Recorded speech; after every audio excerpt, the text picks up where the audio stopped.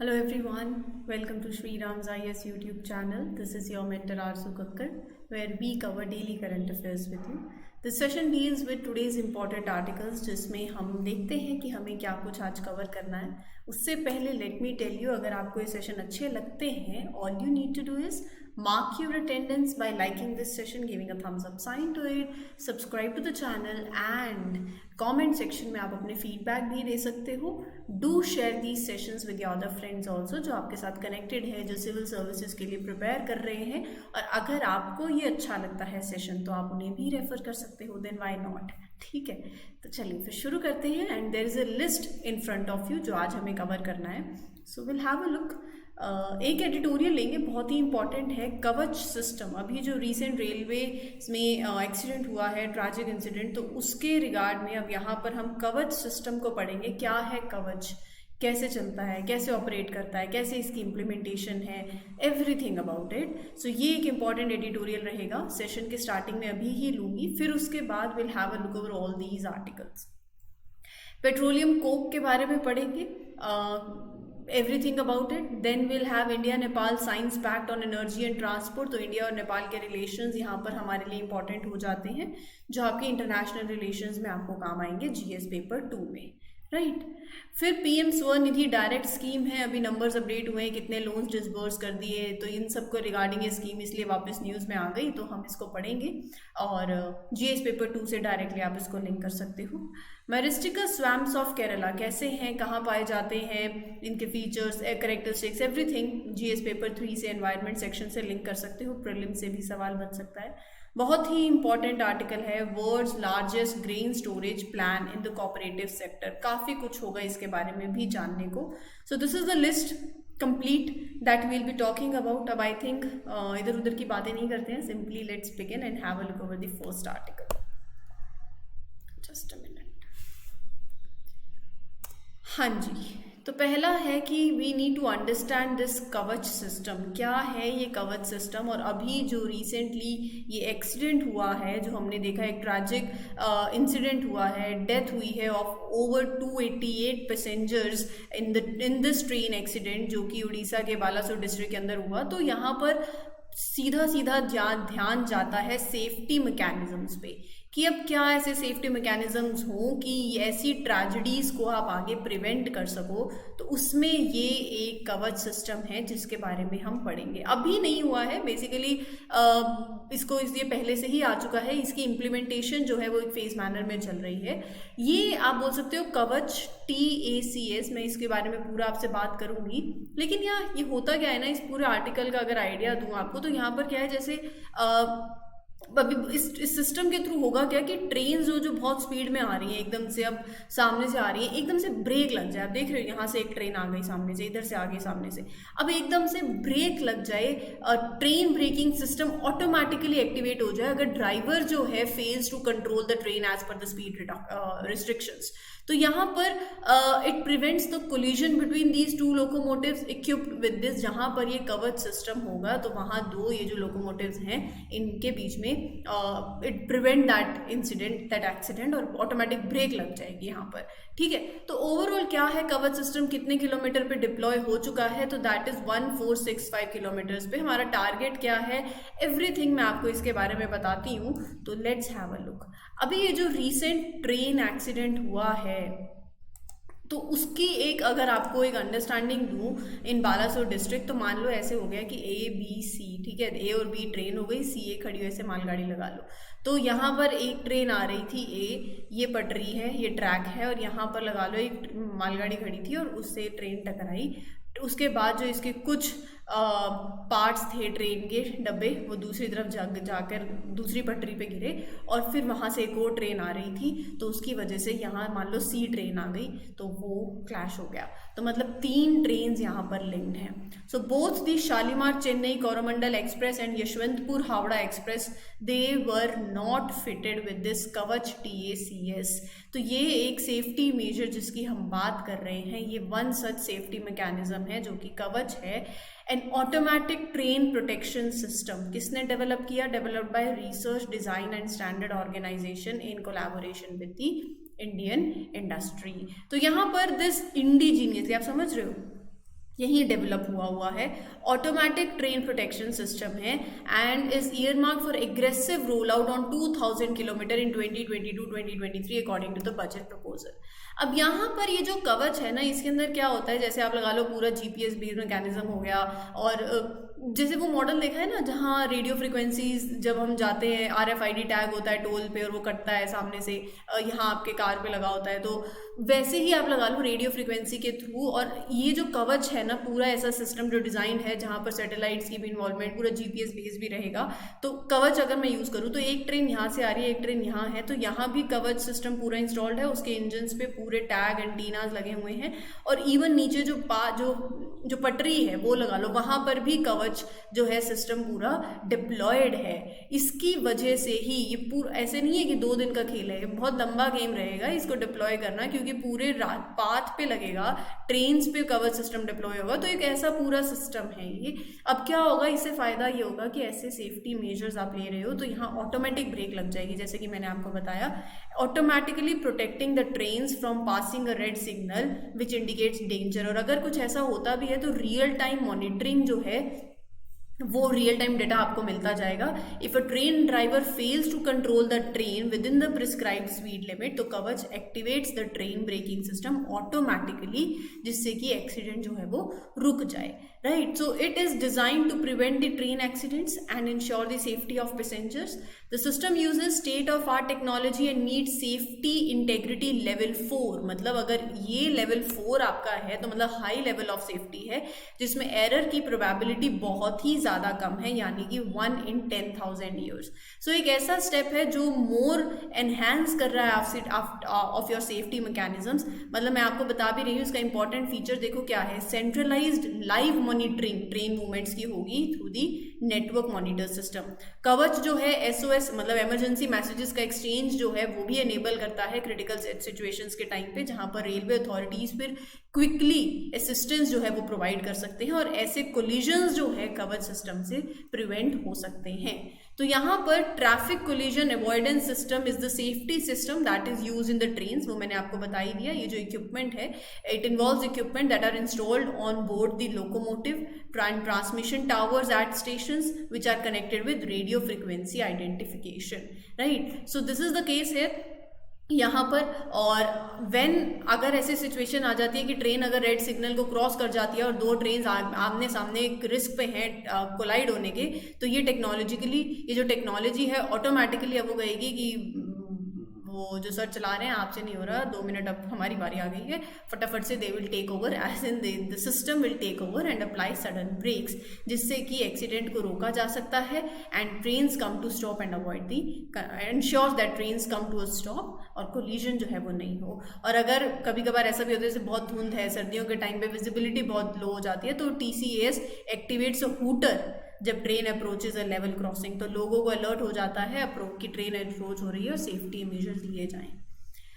कवच सिस्टम की इम्प्लीमेंटेशन कुछ ऐसी है कि South Central Railway zone has been at the forefront of implementing this system. March तक 1465 किलोमीटर कवच सिस्टम हैज बीन डिप्लॉयड। लेकिन अभी अगर मैं बात करूं इसकी इम्प्लीमेंटेशन की, इसकी डिप्लॉयमेंट स्ट्रैटेजी की, तो प्रायोरिटी है जैसे जहाँ जो हाई डेंसिटी रूट्स हैं, new Delhi Mumbai, new Delhi Howrah sections, तो यहाँ जहाँ एक्सीडेंट्स की प्रोबेबिलिटी इज हायर क्योंकि रेंज बहुत ज़्यादा दे आर रनिंग क्लोजली, तो ये फर्स्ट प्रायोरिटी रहेगी, फिर सेकंड प्रायोरिटी रहेगी।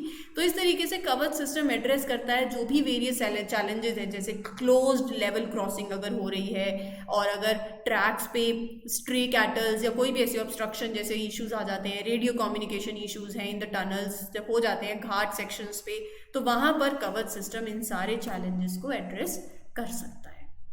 बात आ गई समझ में? क्लियर हो गया? चलिए चलते हैं अगले आर्टिकल के ऊपर, जो कि बात कर रहा है पेट्रोलियम कोक की, जिसको हम पेट कोक भी बोल जाते हैं। अब न्यूज़ में क्यों है, थोड़ा देखो, all you need to do is listen to me carefully.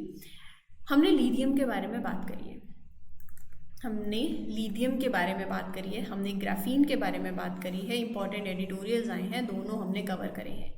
आप पहले तो मुझे चैट सेक्शन में बताओगे आज की लिथियम ट्रायंगल में कौन कौन सी कंट्रीज एसोसिएटेड है।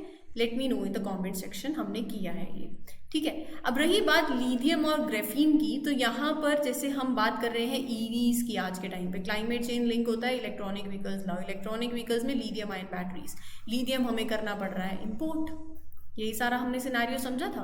तो अभी recently union government of India permitted the import of pet coke for making graphite anode material for lithium ion batteries. पहले तो मुझे यही पता होना चाहिए क्या ग्रेफाइट एनोड मटेरियल और क्या ये लिथियम आयन बैटरीज। मैडम इतना ही नहीं पता, आगे तो क्या ही करें। इंडियन गवर्नमेंट ने सिंपली अलाउ किया है एक सब्सटेंस को जिसका इंपोर्ट के लिए अलाउ हुआ है, वो है पेट कोक। पेट कोक जो है ना वो ग्रेफाइट एनोड को बनाने, बेसिकली एक ऐसा मटेरियल है that to make basically pet coke is used to make a material that is called as graphite anode, जो लिथियम आयन बैटरीज के अंदर यूज होता है। ये बैटरीज जो हैं ये दे आर यूज इन, जैसे आपके मोबाइल फोन्स में, लैपटॉप्स में, इलेक्ट्रिक व्हीकल्स में। ग्रेफाइट एनोड ना लिथियम आयन बैटरी का बहुत ही ज़्यादा इंपॉर्टेंट कंपोनेंट है, क्योंकि it helps in storing the energy, releasing the electrical energy. So ये जो डिसीजन है to import the pet coke for making graphite anodes, ये दर्शाता है कि हमारी सरकार पूरे ऐसे स्टेप्स ले रही है जिससे कि हम लिथियम आयन बैटरीज इंडिया में उसकी प्रोडक्शन को सपोर्ट कर पाएँ। लिथियम आयन बैटरीज, इनके बारे में हमने कल परसों के आर्टिकल में बहुत अच्छे से कवर किया। एक मोर एफिशिएंट, एनवायरनमेंट फ्रेंडली है और they have very high energy density, they can store more energy, they last longer, they are use in various electrical devices, electronic devices. अब उसके चलते यहाँ पर हमारे लिए आज इंपॉर्टेंट है पेट्रोलियम कोक के बारे में जानना। सॉलिड मटेरियल है that is left over after oil is refined. तो कार्बन रिच सब्सटेंस है जो आप फ्यूल की तरह यूज करते हो, कोल की तरह है। जब ऑयल की रिफाइनिंग होती है तो डिफरेंट कंपोनेंट्स जो रह जाते हैं उसमें से एक लेफ्ट ओवर मटेरियल है पेट कोक। पेट कोक एक स्पॉन्जी और सॉलिड रेजिड्यू है that is obtained during the process of refining the oil. Fuel की तरह इट कैन बी बर्न, वही कोल की तरह है, to produce heat and energy. Industries के अंदर हीटिंग प्रोसेस पर्पस में, इलेक्ट्रिसिटी जनरेशन में, so it is often used as. So, but sometimes pet coke is also produced when a substance called bitumen is found in the tar sands. तो bitumen contains मतलब more carbon atoms, जैसे as compared to अगर regular oil की बात करें, तो जब heat apply होती है to the molecules of carbons, hydrocarbons in bitumen, so वो carbon atoms are extracted and form pet coke. इतना नहीं समझ आ रहा तो कोई बात नहीं, बस ये समझ लो it is byproduct created when bitumen is found in the tar sands. और ये एक ऑयल के जब हम एक्सट्रैक्शन करते हैं, बेसिकली ऑयल रिफाइनिंग में भी ये कार्बन रिच सॉलिड मटेरियल है जो कि एक रेजिडियल वेस्ट मटेरियल है extracted from the oil refining. Spongy solid residue जैसा है, can be burn like fossil fuel, high calorific value है, इजी टू ट्रांसपोर्ट है, इजी टू स्टोर है, ठीक है। इट रिलीजेस टॉक्सिक गैस, लेकिन हाँ carbon dioxide, nitrous oxide, mercury, arsenic, chromium, nickel, so these are the gases which it releases after burning. दो तरीके के इसके टू डिस्टिंक्टिव ग्रेड्स हैं, एक कैल्सिनेबल या फिर ग्रीन पेट कोक या फिर fuel grade pet coke. Power station में यूज होता है, मैन्युफैक्चरिंग इंडस्ट्रीज के अंदर, सीमेंट, स्टील, टेक्सटाइल प्लांट्स में इट इज यूज, तो इसके वाइडर एप्लीकेशंस भी हैं, ठीक है। अगला है कि इंडिया और नेपाल ने एक पैक्ट साइन किया है ऑन एनर्जी ट्रांसपोर्ट। तो यहाँ पर एक सीरीज ऑफ एग्रीमेंट हैं जो एनर्जी ट्रांसपोर्ट से रिलेटेड इंडिया और नेपाल ने साइन किए हैं। आपके लिए एक होमवर्क है, इंडिया की कितनी स्टेट्स नेपाल के साथ बॉर्डर टच करती हैं और कौन कौन सी, let me know in the chat section, comment section. तो यहाँ पर आपको एक थोड़ा आइडिया हो जाना चाहिए कि इंडिया और नेपाल के रिलेशंस कैसे चल रहे हैं, उस पर ध्यान दे दो कि नेपाल का जो hydro power, export of Nepal hydro power to Bangladesh, वो भी इंडियन टेरिटरी से जा रहा है। तो एक फर्स्ट ट्राइलेटरल पावर ट्रेड हो गया from Nepal to Bangladesh through India, right. So यहाँ पर रीजनल कॉपरेशन की तरफ एक स्टेप आगे बढ़ गए। Transit agreement sign between the two countries will help Nepal की पॉपुलेशन की वो एक्सेस कर पाएंगे इंडिया के इनलैंड वाटरवेज को। और यहाँ पर अगर आप देखोगे तो काफ़ी ट्रेड एग्रीमेंट्स हैं, पावर को लेकर भी नई पाइपलाइन कंस्ट्रक्ट करी जाएगी from Siliguri to Jhapa in eastern Nepal. Siliguri कहाँ है मैप में? आज आपका होमवर्क, ये चीज़ें करोगे तो फायदे में रहोगे, राइट। एक एमओयू भी साइन हुआ है जहां पर हम बात कर रहे हैं फुकोत करनाली हाइड्रो इलेक्ट्रिक प्रोजेक्ट की। अगर यूपीएससी ने पूछ लिया कि ये किसके बीच में है, तो ये इंडिया और नेपाल के बीच में प्रोजेक्ट है। फिर एक और प्रोजेक्ट भी है multipurpose project, Pancheshwar multipurpose project on Mahakali river. तो बहुत इंपॉर्टेंट है ये। वो डायरेक्टली इस मल्टीपर्पज प्रोजेक्ट कौन सी रिवर से एसोसिएटेड है, महाकाली रिवर। महाकाली रिवर के बारे में आज आप पढ़ोगे, तो ये थोड़ा सा अगर पढ़ोगे तो आपके लिए बात बनेगी।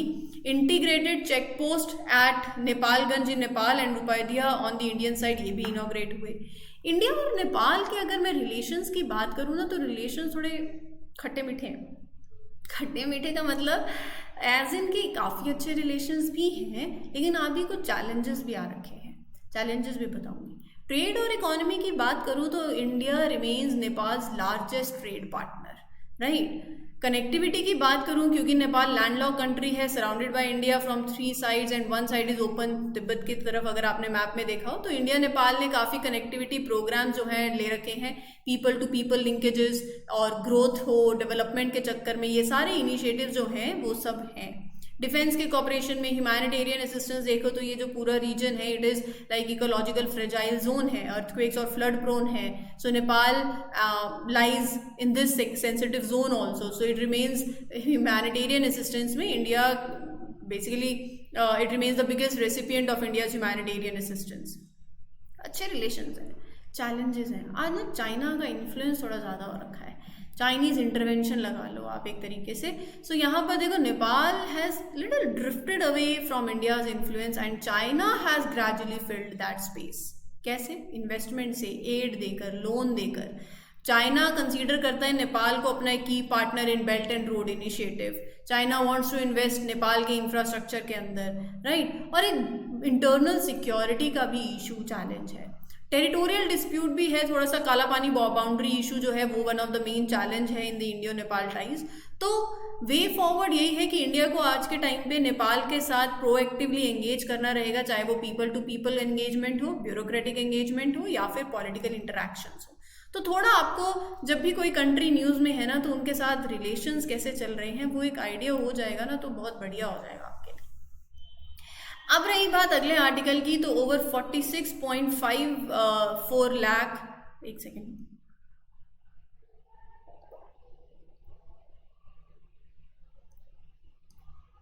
हाँ, 46.54 lakh small working capital loans have been disbursed to street vendors under PM Svanidhi.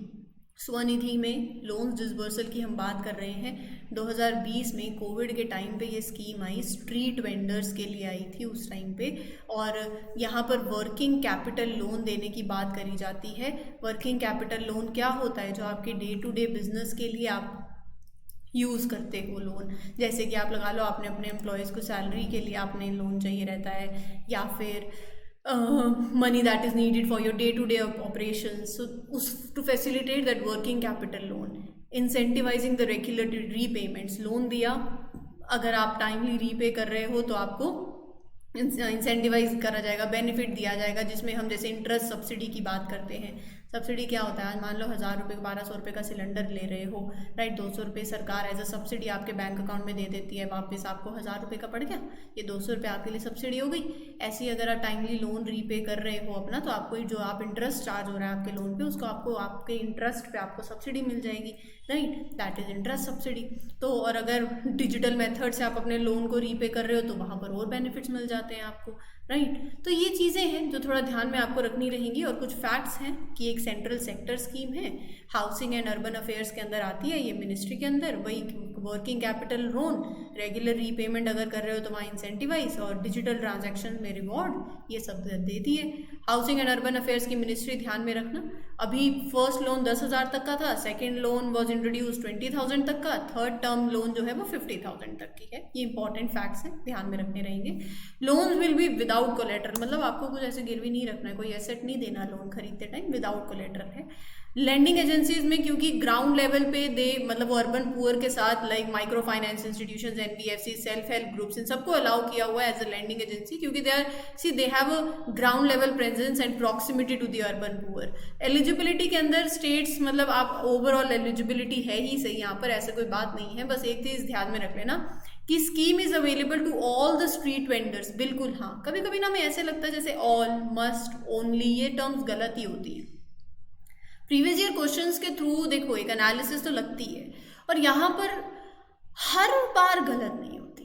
मतलब ठीक है, परसेंटेज ज़्यादा है, 85% स्टेटमेंट गलत होती है, लेकिन वो यूपीएससी ये भी कहता है कि थोड़ा पढ़ना भी पड़ेगा आपको। आप ये कहो कि हर बार गलत है तो वो नहीं है।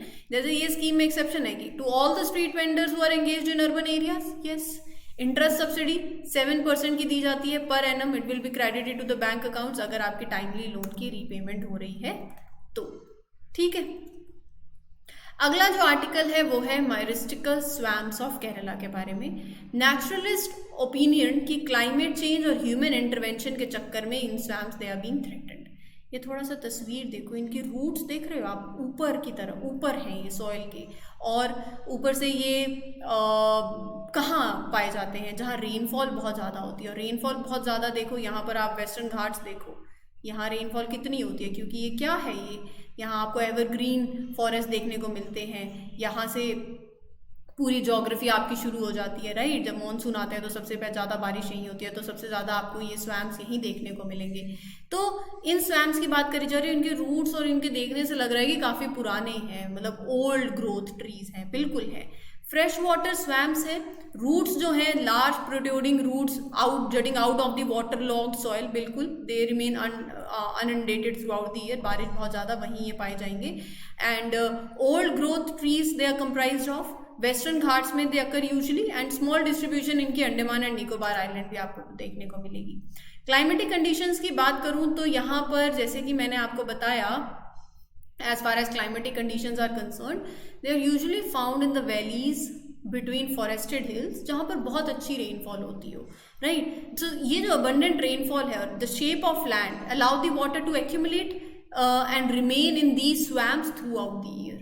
So जो presence है इन swamps की, that is next to the river, it is very beneficial क्योंकि they retain the water, they act like sponge। मतलब ड्राई पीरियड्स के टाइम पे भी the swamps hold the water, ensuring कि there is a continuous supply of water plants और animals के लिए जो आसपास रहते हैं। प्लांट्स और एनिमल्स की बात हो गई है तो diverse range of animal species आपको यहाँ पर देखने को मिलेगी, वर्टिब्रेट एंड इनवर्टिब्रेट। वर्टिब्रेट मतलब वो animals that are with bone, birds, reptiles, fish, और इनवर्टिब्रेट्स मतलब वो animals that are without backbone, sorry, vertebrates में बैकबोन टर्म यूज करना था, बोन ही हो गया सिर्फ। So animals with backbone vertebrates, animal without backbone invertebrates, जैसे कि इंसेक्ट्स हो गए, स्नेल्स हो गए, right. So that is why these Myristica swamps were in news. Basically they overall बताऊं तो these swamps form in the areas जहाँ पर स्पेसिफिक क्लाइमेटिक कंडीशंस होती हैं, रेनफॉल बहुत ज़्यादा होती है, ये रिटेन करते हैं, they help retain the water, ensure करते हैं कॉन्स्टेंट पानी की सप्लाई बनी रहे, they are home to like variety of animals and due to their stable environment conditions, high humidity, moderate temperature and suitable habitat, ठीक है। अगला आर्टिकल जो है that is your world's largest grain storage plan in the cooperative sector. तो इसके बारे में थोड़ी सी बात करते हैं। यूनियन कैबिनेट ने अप्रूव किया है एक बहुत ही बड़ा project. The project is about creating huge grain storage plan in the cooperative sector. तो ये बहुत ही ज़्यादा इम्पोर्टेंट है। देखो, द प्लान का पूरा बजट है 1 लाख करोड़ तक का, कोई कम अमाउंट नहीं है। मेन गोल प्रोजेक्ट का यही है, फूड सिक्योरिटी इंप्रूव करनी है। जहाँ पर आप क्या समझते हो फूड सिक्योरिटी से, कि लोग जो हैं they have enough food to eat and they can access it easily also. तो ग्रेन स्टोरेज प्लान जो है, इससे सरकार इंश्योर करेगी कि फूड अवेलेबिलिटी हर एक को हो इन द कंट्री, हर एक के लिए हो। और फार्मर्स की जो ये क्रॉप डैमेज जो ये फेस करते हैं फार्मर्स, क्यों बहुत रीजन हो सकते हैं, ख़राब वेदर हो गया, क्रॉप डैमेज हो जाती है, पेस्ट के चक्कर में फार्मर्स के लिए बहुत नुकसान होता है। तो ये storage plan will help in preventing crop damage, क्योंकि प्रॉपर फैसिलिटीज़ हैं जहाँ पर आप अपने ग्रेन्स को स्टोर कर सकते हो, प्रोटेक्ट कर सकते हो उनको डैमेज से। और साथ ही साथ फार्मर्स फेस डिस्ट्रेस सेल्स, मतलब आप जब फार्मर्स आर फोर्स्ड कि आप अपनी क्रॉप को बेचो, लो प्राइसेस में ही बेचनी पड़ जाए, तो वहाँ पर ये हेल्प करते हैं ये पूरा ग्रेन स्टोरेज प्लान, क्योंकि वो डिस्ट्रेस सेल्स फार्मर्स नहीं करेंगे अब, क्योंकि उनके पास अब एक जगह है, वो अपनी क्रॉप को स्टोर कर सकते हैं और फिर उसको फेयर प्राइस पे ही बेचेंगे, जिससे उनकी इनकम इंप्रूव होगी and they will get better pricing for their crops also, right. तो ये तो हो गए आपका ये पूरा इस प्लान के बारे में। और यहाँ पर अगर आप देखो तो 8 स्कीम्स आइडेंटिफाई करी गई हैं फॉर कन्वर्जेंस, 3 अलग अलग मिनिस्ट्री से ली गई स्कीम्स हैं, so as to address the shortage of agriculture storage infrastructure. Ministry of corporation जो है इसको इम्प्लीमेंट कर रही है प्रोजेक्ट को, एटलीस्ट अभी के लिए पायलट फेज पे है, मतलब आप होता है ना थोड़ी जगह पे भी टेस्टिंग करोगे फिर पैन इंडिया अप्रोच लेके जाओगे। अभी 10 सिलेक्टेड डिस्ट्रिक्ट्स में, और एक इंटर मिनिस्ट्रियल कमेटी भी इस्टेब्लिश करी गई है जिसको चेयर करेंगे मिनिस्ट्री ऑफ कॉर्पोरेशन के मिनिस्टर, और फिर बाकी अलग मिनिस्ट्रीज के मिनिस्टर्स भी हैं along with the relevant secretaries, जैसे एग्रीकल्चर फार्मर वेलफेयर के हो गए, consumer affairs, food and public distribution, food processing industries, तो ये सारे मिनिस्टर्स होंगे, देखेंगे कि क्या चल रहा है, सही से चल रहा है या नहीं चल रहा है, एड्रेस करेंगे कोई भी चैलेंजेस अगर आ रहे हैं, and they will discuss the progress of the project, तो ये सब कुछ। और यहाँ पर इस पूरे प्लान का रैशनल है कॉपरेटिव्स को स्ट्रेंथन करना, जहाँ पर आप कॉपरेटिव से क्या समझते हो, जब लोग इकट्ठा आके एक ऑर्गेनाइजेशन जो एक पर्टिकुलर प्लान की तरफ काम कर रही है, right. So ministry wants to help these cooperative so that ताकि इनका जो बिजनेस है, जो एंटरप्राइज है, वो सक्सेसफुल हो और विजन जो है आपका सहकार से समृद्धि उसकी तरफ अलाइन हो। Empowering primary agriculture credit societies, ये क्या होती हैं? PCAS, मतलब 1904 में PCAS was established. They operate directly with the farmers. अगर मैं आपको सिंपल सी बात करूं, they have a wide reach in India, और ministry wants to empower the societies. ये एग्रीकल्चर और रूरल एरियाज में बहुत ज़्यादा इंपॉर्टेंट रोल प्ले करती हैं। तो प्लान है कि देखो इनके साथ 13 करोड़ फार्मर्स जुड़े हुए हैं, they are the members of it, they operate directly with the farmers, they are involve in short term lending, credit to the farmers देते हैं। तो यूनियन बजट के अंदर भी इस बार के 2023-24 के 2516 करोड़ एलोकेट किया गया है for computerisation of 63,000 PCAS over the next 5 years, ताकि आप ट्रांसपेरेंसी, अकाउंटेबिलिटी ला सको, इनके ऑपरेशंस को डाइवर्सिफाई करो, right, undertake other activities as well. तो यहाँ पर इनकी वाइड होगी रीच और एम्पावर करें, ये भी इस प्लान का रैशनल है। उम्मीद करती हूँ क्लियर हो गया है सब कुछ। तो ये था आज का सेशन, अच्छा लगा है तो don't forget to like, share and subscribe to the channel, and like this video, share it with other friends. This is your mentor Aarsu Kakkar signing off for today. We'll meet you in the next one. Till then, take care everyone. Good luck, good wishes, all the best. Happy learning.